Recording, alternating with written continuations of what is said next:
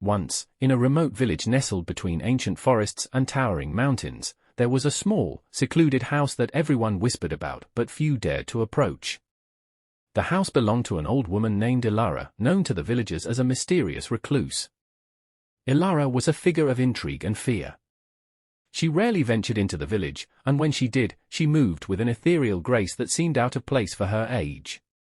Her piercing green eyes and silver hair, cascading like a waterfall, were the subjects of many a hushed conversation. One stormy night, a young man named Aidan found himself stranded near Ilara's house. Desperate for shelter, he knocked on her door, his heart pounding with a mix of fear and curiosity. To his surprise, the door creaked open, revealing Ilara standing there with a knowing smile. "Come in, child," she said in a voice that was both comforting and unsettling.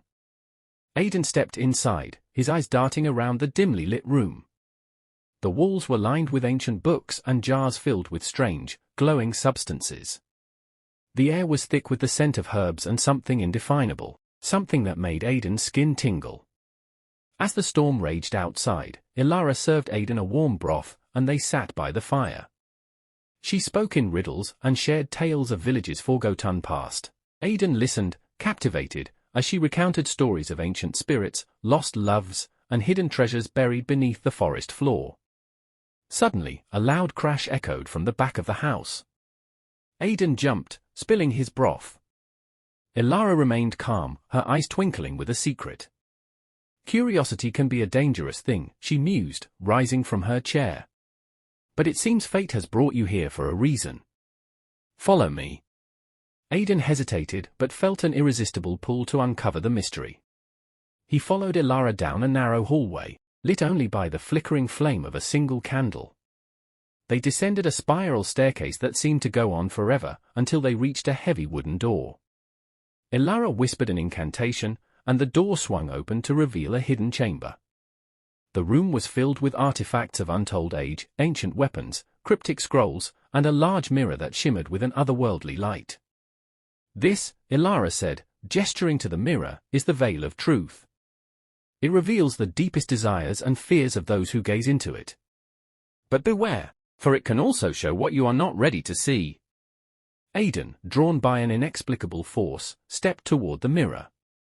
As he peered into its depths, the reflections around him began to shift and swirl. He saw visions of his past, his family, and moments of happiness and regret. But then the images changed, showing a dark, twisted version of the village, engulfed in shadows and despair. He saw himself standing alone in the midst of the chaos, and a voice echoed in his mind, "The fate of the village rests on your shoulders. Only you can break the curse." Aidan stumbled back, the weight of the revelation crashing over him. He turned to Ilara, his voice trembling. "What does this mean?" "What curse?"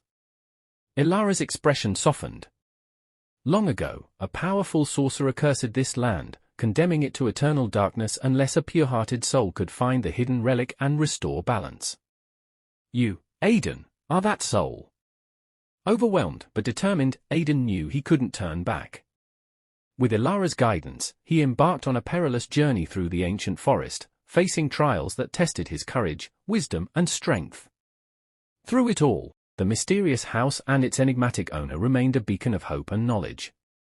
And as the first light of dawn broke through the darkness, Aidan emerged victorious, the relic in his hands, ready to lift the curse and restore peace to his village. From that day on, the villagers spoke of Aidan's bravery and the mysterious old woman who had guided him.